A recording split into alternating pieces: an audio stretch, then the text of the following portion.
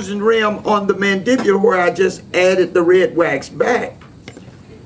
I put it back on my articulator, and then with the cellophane, I put them in between that, and then I make sure my incisal guidance pin goes back on the table.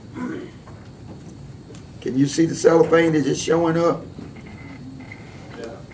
Yes. And so now I have my plane of occlusion reestablished. That is the plane of occlusion. Right back where it was.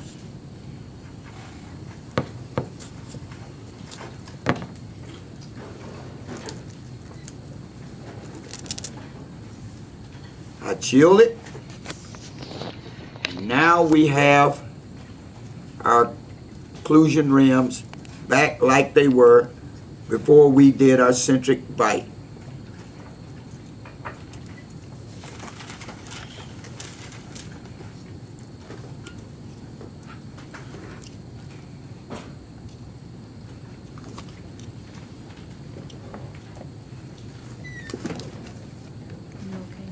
Oh, yeah, I'm good.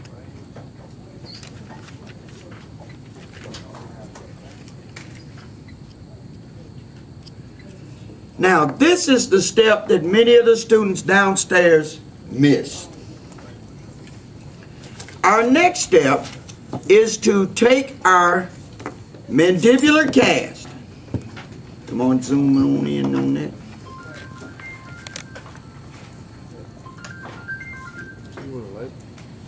Turn the light out. And now we want to extrapolate that line over the crest of the alveolar ridge to the base of the cast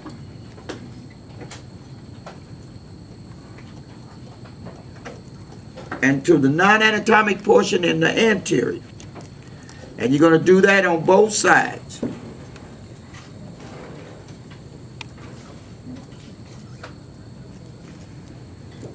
On the maxillary, we're going to encircle the incisive papillae.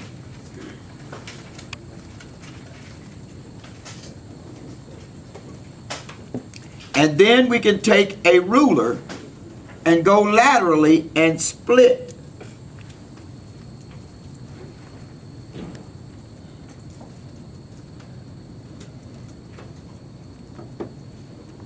And what we were saying, that the maxillary central incisor for a tapering arch is 7 millimeters anterior to that line.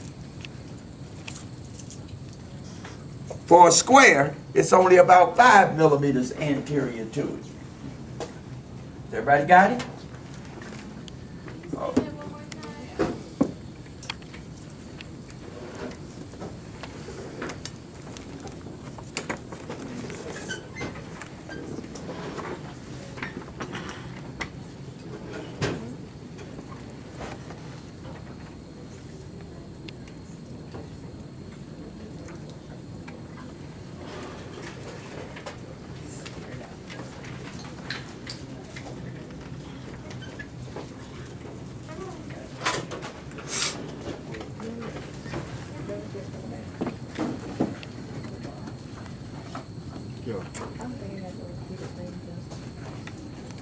On page 5, that's all I said, was what's on page 5.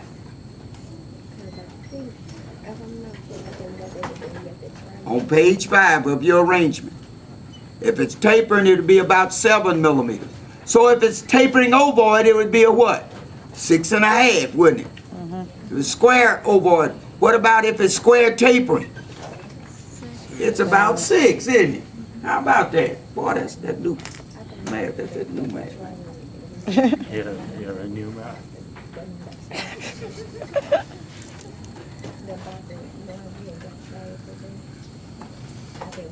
Okay, now we have arranged for the crest of the alveolar ridge.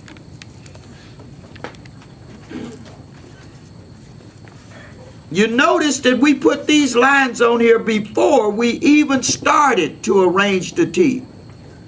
We need to know where the crest of the alveolar ridge is located.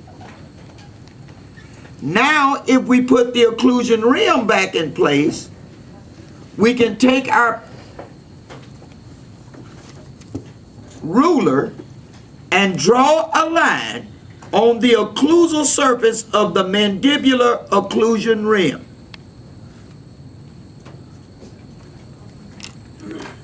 There's a line. Can you zoom in any closer to that? Like, how can you like shine the light on it, like with that directly? Yeah.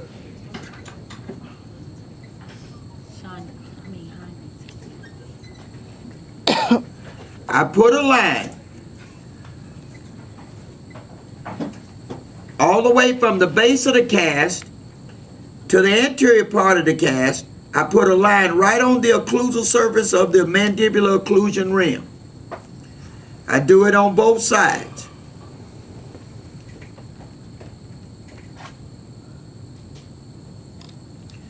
That line tells me where the alveolar ridge is in relation to this bite block. I know just beneath that line will be the crest of the alveolar ridge. Before you start to think about arranging teeth, you need to locate the crest of the mandibular alveolar ridge. That is a very important landmark for the arrangement of all the posterior teeth.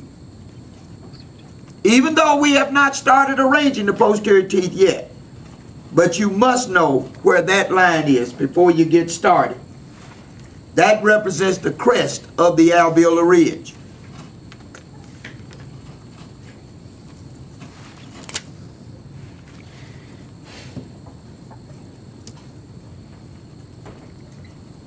Okay. You can shine it, but just don't shine it directly on it. Like, yeah. Are there any questions so far? Because we're getting ready to get rolling now. So, extrapolate that line onto the calf? Does that line just follow the parallel before it kind of angles into the anterior portion of the mouth? No. Come on, let me show you. Let's go. That's the same line we showed. That's what we did.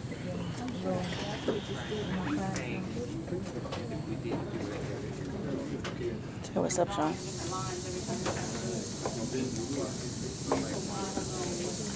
He's concentrating. We started off with this line right down the crest of the alveolar ridge. Remember that line you had to draw down the crest of the alveolar ridge? Is that showing up? Yes. But we extended that line on back onto the non-anatomic portion of the cast on the heels of the cast. And we extended that straight line onto the non-anatomic portion of the cast in the anterior. Where that line stops right there is approximately where your canine is going to be.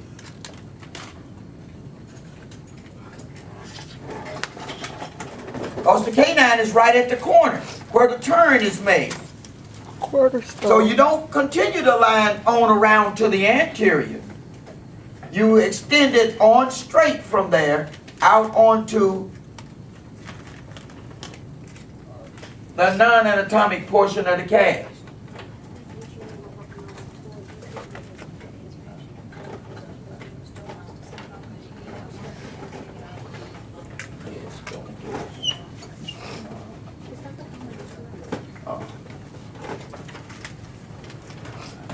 Okay, now we see the alveolar ridge, right? But when you put the occlusion rim on there, you can't see the ridge anymore. It's hidden from view. But guess what? We can take this ruler and connect the dots and draw a line from that one to that one on the occlusal surface of that lower rim and a line right through there. And now we know where the what? The ridges. That's the crest of the alveolar ridge. We know where it is in relation to our occlusion rim. Are we together now? Yes. Question?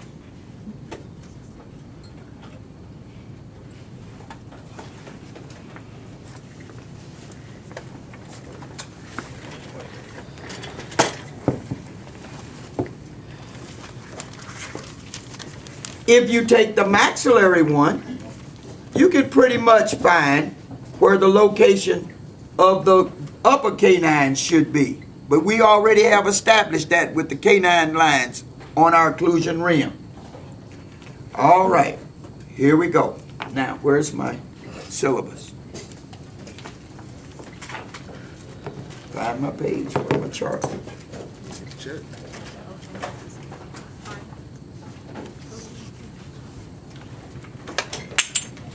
The first tooth that you're going to arrange is the maxillary central incisor. The maxillary central incisor. Let's look at the maxillary central incisor on your chart. It says is parallel to profile line of face, which is usually perpendicular. Is parallel to the profile line of the face. What is the profile line of the face? Isn't that what the ruler is? It is this line from right here to right there. When you look at your occlusion rim from the sagittal view, from the profile, it is that line right there. It's parallel to that line. For a person that is square-faced, that line will be nearly perpendicular. Go to your arrangement book, page.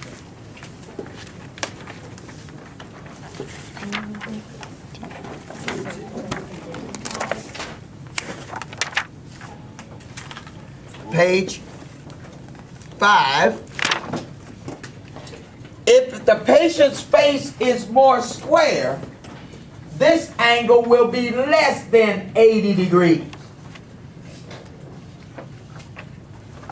If the patient is tapered, it should be about 80 degrees.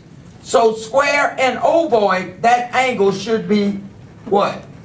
More perpendicular. Now let me, where's my ruler man? Yeah.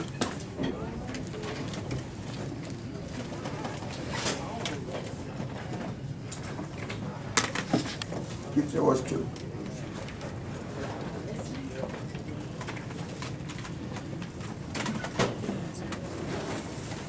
Okay, let's look at this. This one ruler is the plane of occlusion. That's the occlusal plane that we have oriented to the interpupillary line and the alar tragus line. But this angle right here should be 80 degrees for a patient that has a tapered type arch. If the patient has a square on an 80-degree angle,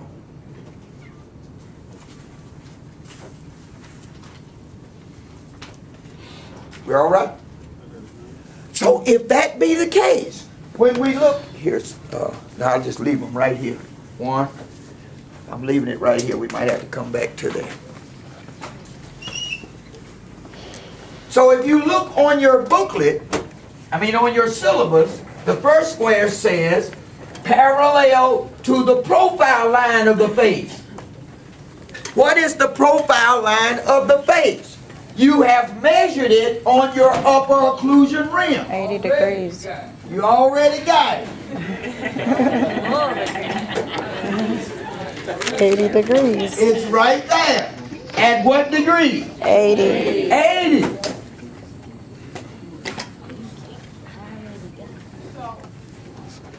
So if you have someone with a tapered profile, you straight pretty much, right?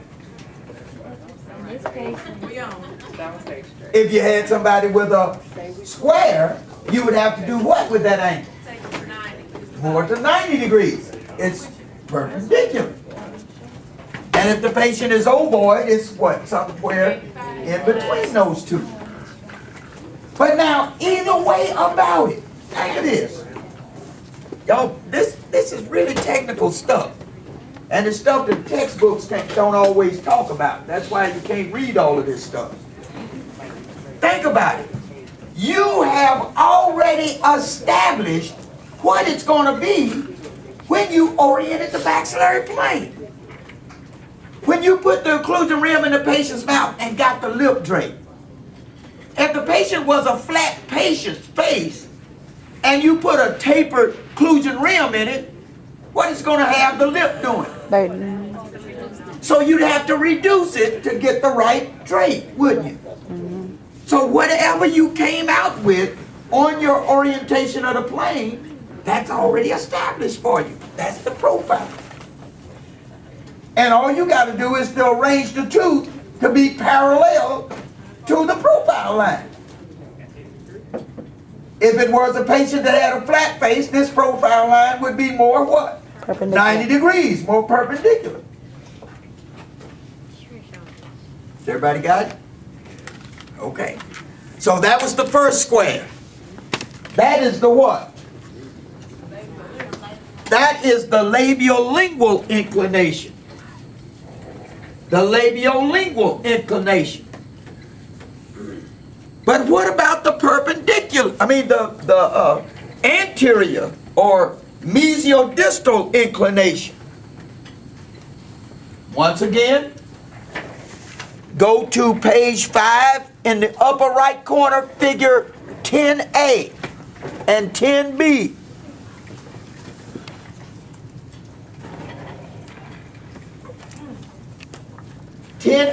and 10B. In that second square that says mesiodistal, what does the answer say for a central incisor? In your syllabus. Perpendicular to what?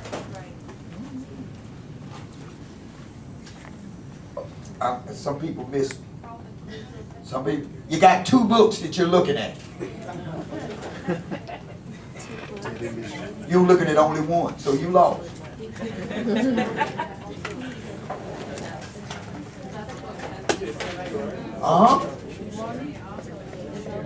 Now look at your syllabus, and the second square for a central incisor says the mesiodistal. Look at the syllabus. That says mesiodistal is what? Perpendicular. Perpendicular. To what? No, not the profile line.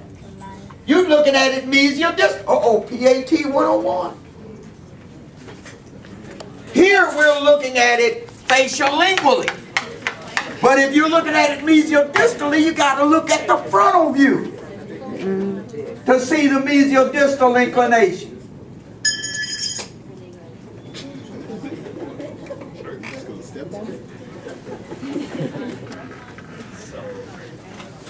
Hello? Somebody. Everybody up with me, because, as they say out on the street, shit, get ready to get deep. Get ready, roll your bridge your legs up, because you're getting ready to get deep. Look into my eyes, rolling. This is where PAT comes in. You remember we said we got to arrange these teeth three-dimensionally. One dimension is looking at it from the facial-lingual inclination. We just did that. The facial-lingually, that central is going to be parallel to the profile line.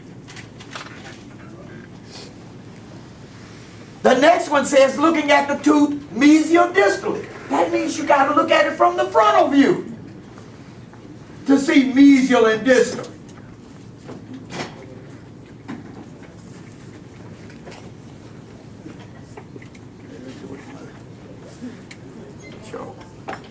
Chuck. There it is. And in your syllabus, the second square says what word? Perpendicular. Perpendicular. So now what does perpendicular mean? Perpendicular to what? Look at 10A and 10B.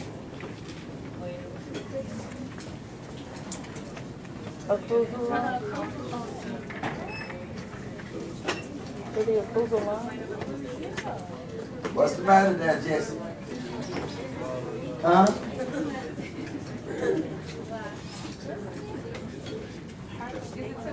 To the median line, the midline, Perpendicular to the plane of occlusion? No.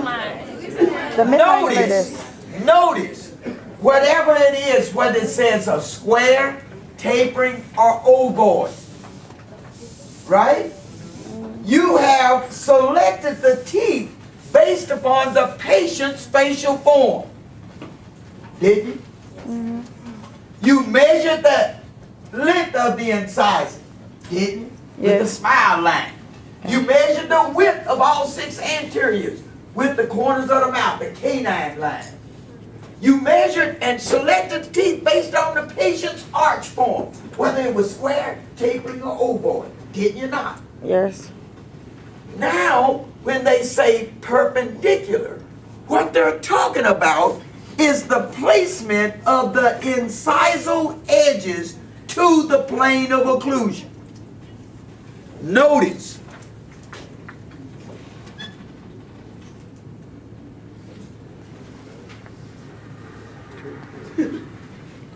that the entire incisal edge should be on the plane.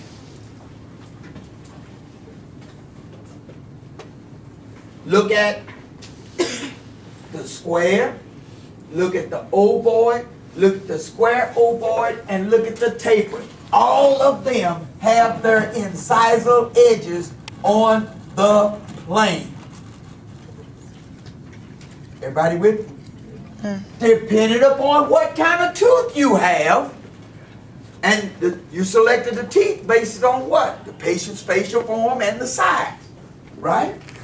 If you have a patient that's square, the long axis of that tooth is going to be perpendicular to the plane of occlusion. Y'all know what if it means? Different when. If you have a patient that is ovoid, that long axis of the tooth will be slightly distal to that. And if you have a patient that's tapered, it will be slightly more distal to that. It depends on the tooth what perpendicular means.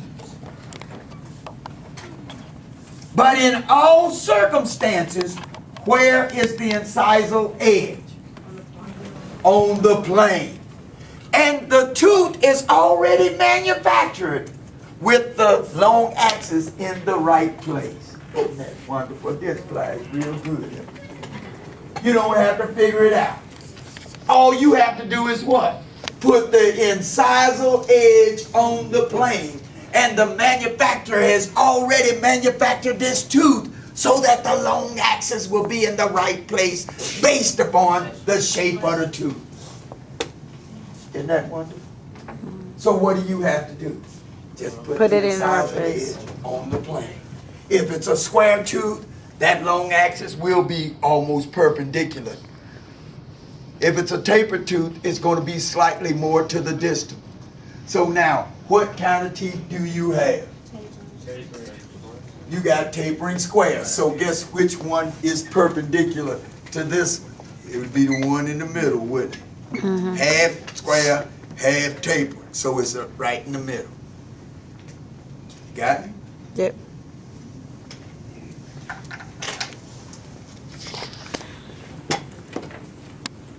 The next square says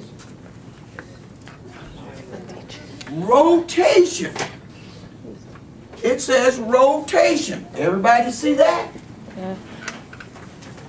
This arrangement of teeth is 3 dimensions.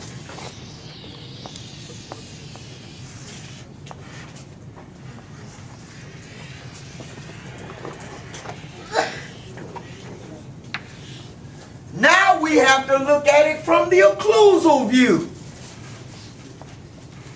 And the midline is right there.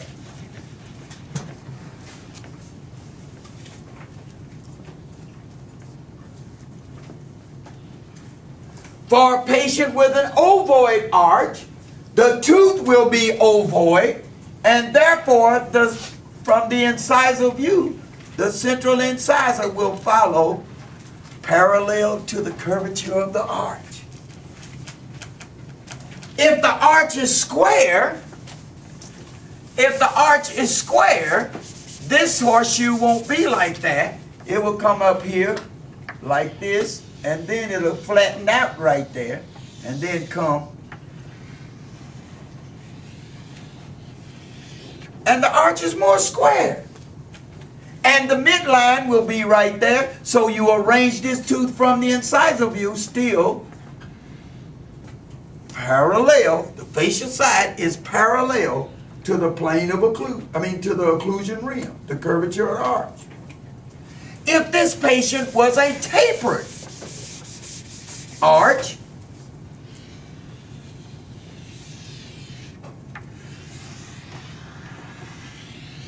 some patients got a tapered or pointed arch like this. The midline is right here still, so the facial outline of that central incisor should follow the curvature of the arch. Dr. Tyus, Yes, sir. could you do tooth number, that's tooth number 9. Could you draw tooth number 8 up there too?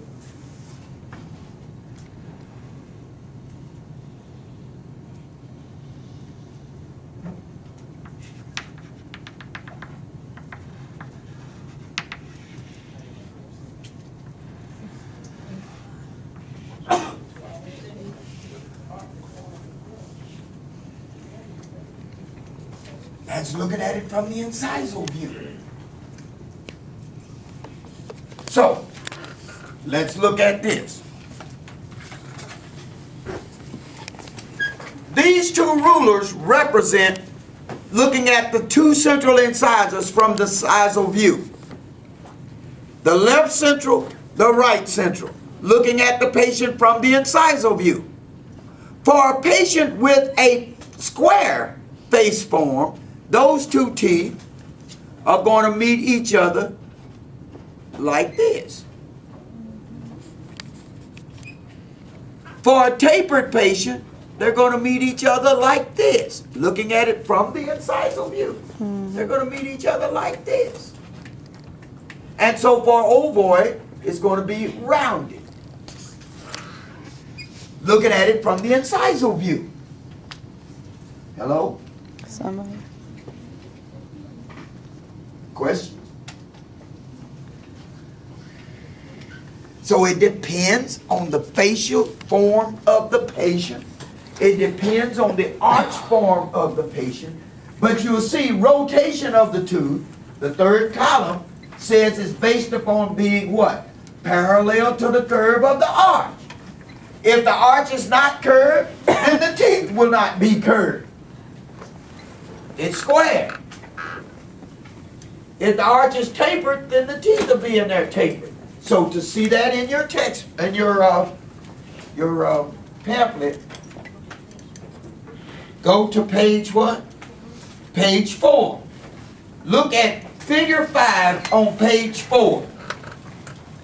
Look at the two central incisors, how they're meeting each other in a straight line, mesial distal.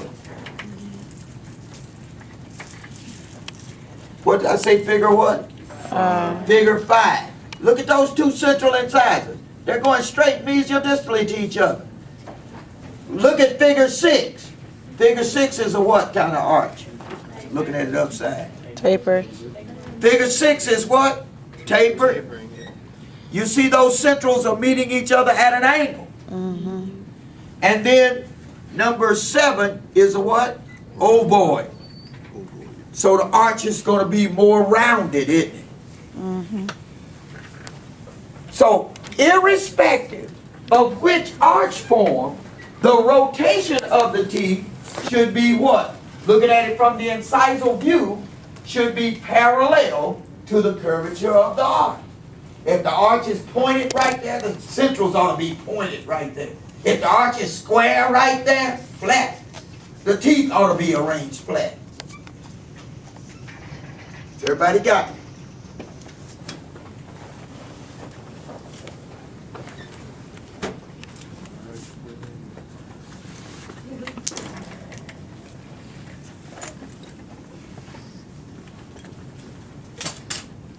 Dr. Davis, I had a person say to me, Why do I need to learn all this stuff? I'm going to send all this to the lab.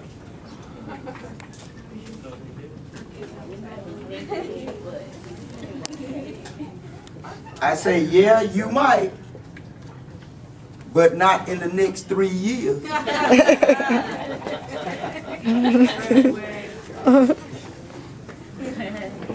Sure, you can have the lab to arrange your teeth for you. Absolutely. But who's responsible for the arrangement? You are. You are. So when they send it back to you, you may have to do what? You're going to, number one, you're going to have to evaluate it, just like we as the faculty in this class. You're going to have to evaluate the quality of the work that the lab sent back to you. And you can do one or two things. You can send it back to the lab and tell them to make the correction, or you can make the corrections yourself. Now, if you send it back to the lab and tell them to make the corrections, then the trip back and forth to the lab takes about 10 working days. That time is what? Money. So they send you a basic arrangement, and then you tweak them to meet the goals, because ultimately the buck stops on your day. You can't blame the lab. That damn lab man messed my denture. If you put it in the patient's mouth, it's yours. It's as if you did it. It's as if you did it. Are there any questions? Okay, here we go. Uh-oh, got one more square, don't we? What's the last square say?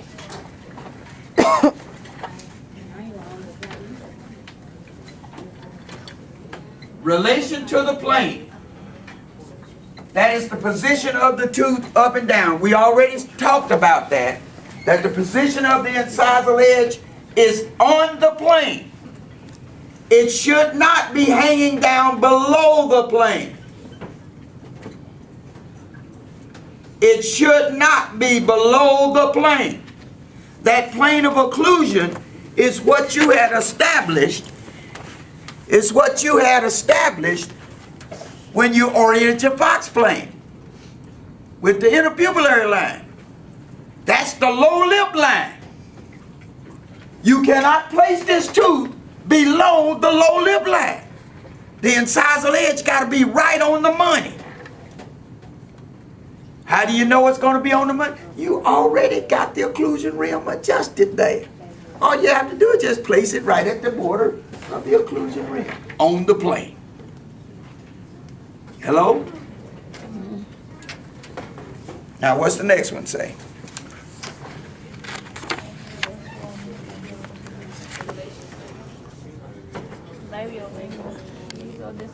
Labiolingual and mesiodistal position. We just discussed that. According to what? Shape of the arch. For a square arch, there's very little forward of the canine. A tapered arch, they're considerably forward. And for an ovoid arch, they're what? More than square, but less than what? Tapered. Okay, now what is that? That is, in your book, that's figure 8 on page 5. Figure 8A on page 5. Figure 8A on page 5. Now, how are we going to determine this? Your book? How do we determine that? We mark the line on our maxillary cast. We mark the line that circles. We circle the incisive papilla. We circle the incisor papilla. Then we extrapolate a line laterally to that center of the incisive papilla.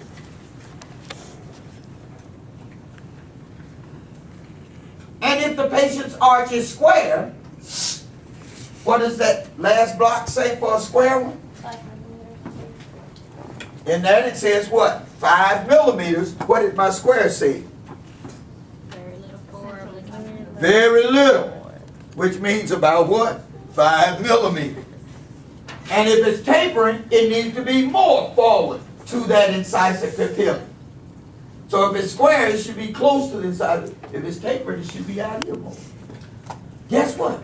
You don't have to figure that out. Because you already did it in your occlusion rim.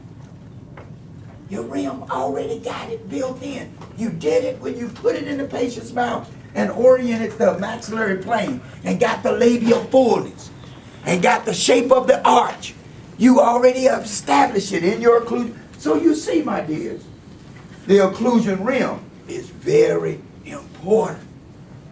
Do nothing to destroy the occlusion rim.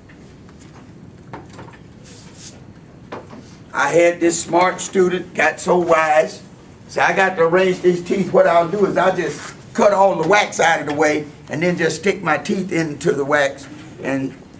But now you destroyed your plane. You don't know where your plane is anymore. So what do we have to do? We have how many teeth? We don't do third molars anymore. How many teeth do we have? So It's 20. not 28. How much? How many teeth do we have? There you go. Say it again loud. 1 by. That's right. You got 1 by 28. That's how many teeth you have. Who said that? Detroit. I tell you what. Oh boy, I tell you. What they said about Detroit ain't all true. Most of it. Most of it, not all of it. So that's how many teeth you have. 1 by 28. Therefore, in arranging the teeth, you have to arrange them one at a time. It's 1 times 28. How do you do it? Well, if you look at your maxillary rim, you already have marked the midline. You take and make sure that the midline on the maxillary rim is lining up with the midline on the mandibular rim. The midlines line up. Then you take your Bart Parker knife. Mine is a Bart Parker knife that's got a metal handle. Yours is a Bart Parker knife that's got a red handle. My battery went out. Okay. Nelly? Yes, sir. Need some help here.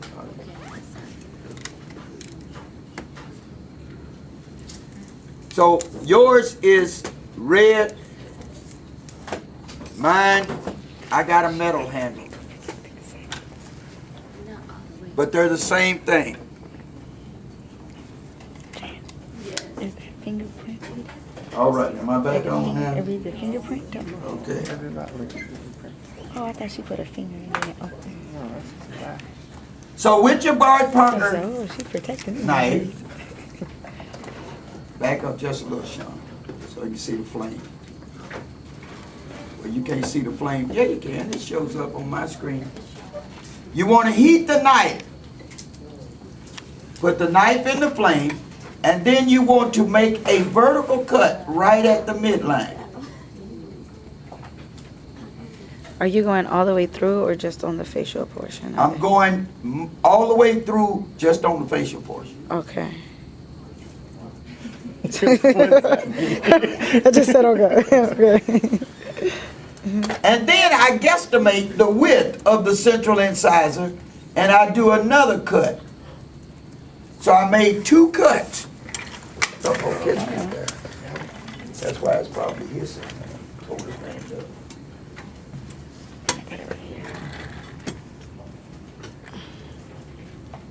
You see, I made 2 cuts.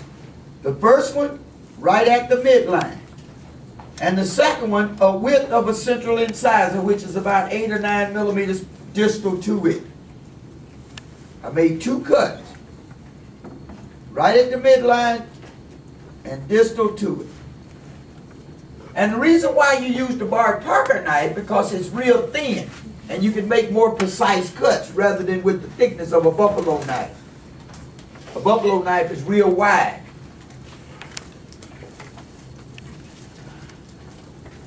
Once I've reduced or cut in those two verticals, then I want to detach that little rectangle of wax.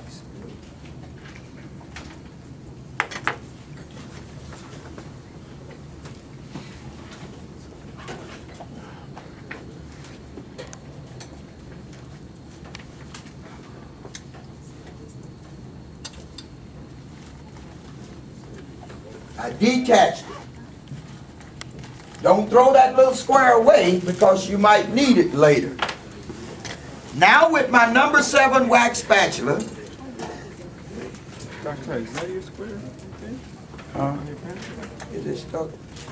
No, I think mine's right here.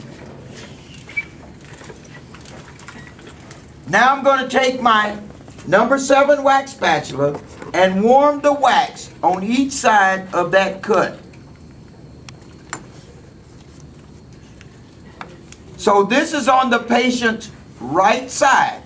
So I'm going to take the patient's right central incisor and I take it off of the card, but the wax on the card is not base plate wax. It is utility wax. So it's soft like rope wax. So you have to sweep all of that wax away. You don't want that wax to mix in with your base plate wax because that utility wax will melt real easily and your teeth after they're being arranged could distort real easily. So you don't want to mix the waxes. So I'm making sure I get all of that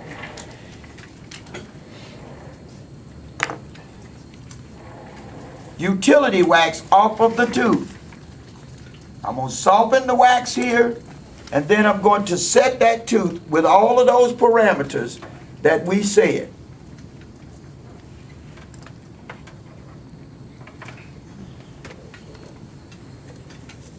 Now with my plane, I'm going to make sure that that tooth stays on the plane. I'm going to look at it from the facial view and make sure that that tooth incisal edge is on the plane. I put the flat plane on my occlusion rim and that tooth right should be even with the plane. You should not have that tooth like this hanging below the plane. You see that? That is wrong bigger than hell. That tooth should not be hanging down like that. It's going to be hanging out the patient's mouth like who done it and what for. Now, I'm going to put the tooth in place. And I'm going to put my occlusal plane on it. Now that tooth is on the plane. That's looking at it from the facial view. But when I look at it from the profile view, I see that that tooth is facial to my occlusion rim. That tooth needs to be moved more what? More lingually, not that. Lingually. Then when I look at it from the occlusal view,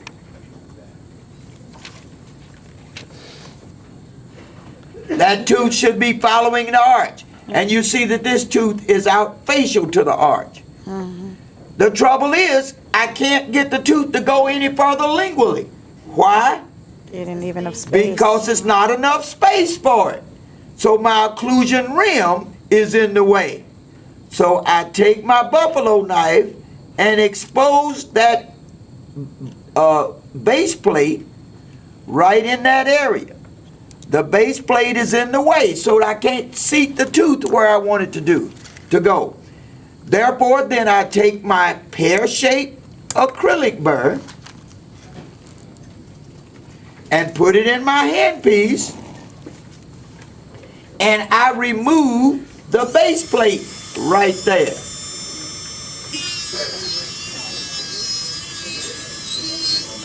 You see why you got to keep the base plate thin? No more than 2 millimeters. I have a question. Why you didn't just remove a little more of the wax to make sure to be able to push it back more lingually instead of taking it out on the facial and removing the base plate? The tooth is hard. I depressed the tooth as far as it go, and it touched the base plate. Oh, so it wouldn't go back. Okay, it wouldn't go back that way. I thought it was stuck in between. Okay, cool. It makes sense now. Now with your air syringe, you blow off. Do not blow it with your lips. Unpucker them lips. Unpucker those lips. I had a junior student downstairs a while ago blowing on the patient's teeth.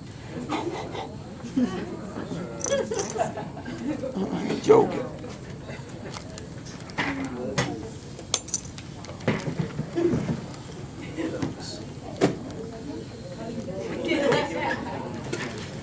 Dr. Tyus, Question. do you have to have a facial lingual inclination whenever you're reducing either the bite block or the base plate? When I'm reducing the bite block or the base plate, should I have a facial inclination? I'm not sure I understand your question. Because if you look at the teeth from the back, it looks like... Back, ain't no back. I'm sorry, if you look at the teeth from the lingual aspect, it looks like they have an inclination to them. So does that mean that they have to sit on an incline? Yes, they do.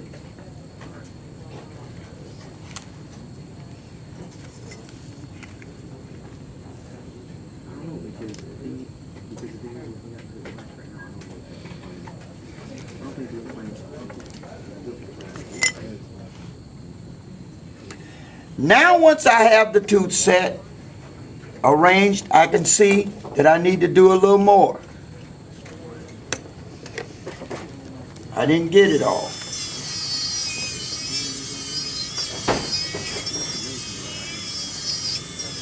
So if you end up cutting a hole in your base plate, what is that, Genesis? Here's another question.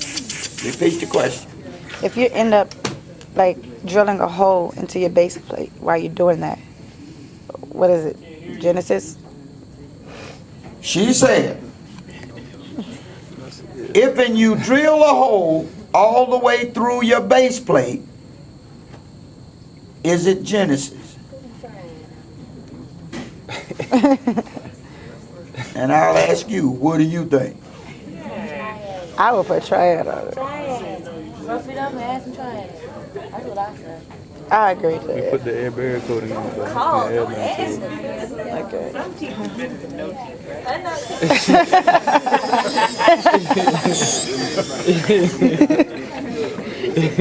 that. The mine don't work already. Let's hold that thought. Okay. Like the triad. Where they break? Work right here.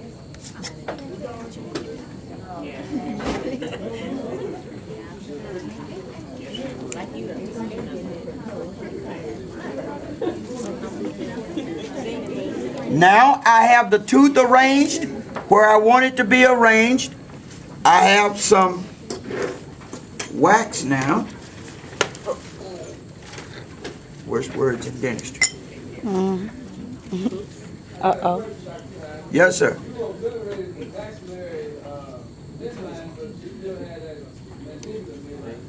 That's right. By doing all of this, we can't see the maxillary midline anymore. But we have the mandibular midline that we can go by.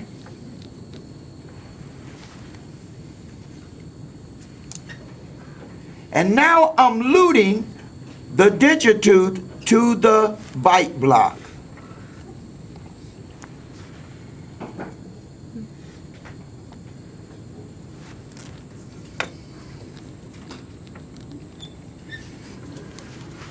I'm going to chill the wax to fix that tooth right in that place.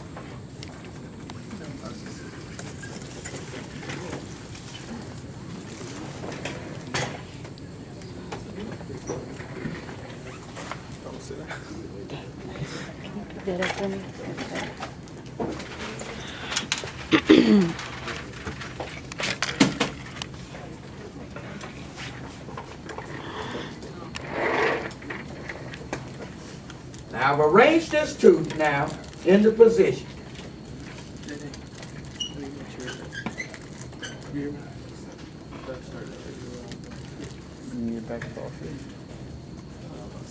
And you see the incisal edge of that tooth is on the plane.